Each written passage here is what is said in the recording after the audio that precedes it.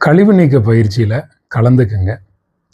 யோகா மூலமாக கழிவுகள் நீக்கப்படும், தியானத்தின் மூலமாக கழிவுகள் நீக்கப்படும், முத்திரை பயிற்சிகளின் மூலமாக உடலில் இருக்கக்கூடிய கழிவுகள் முற்றிலுமாக நீக்கப்படும். குறிப்பாக டயட்டு கொடுப்போம்.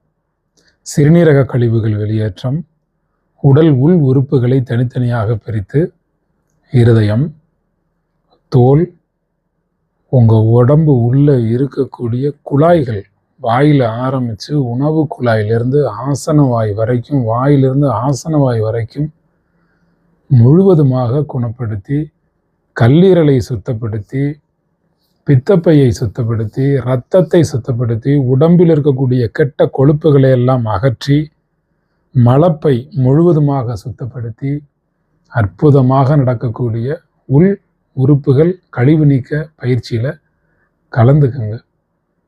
நோய் எதிர்ப்பு சக்தி மண்டலத்தை வலுப்படுத்தி தருகிறேன்.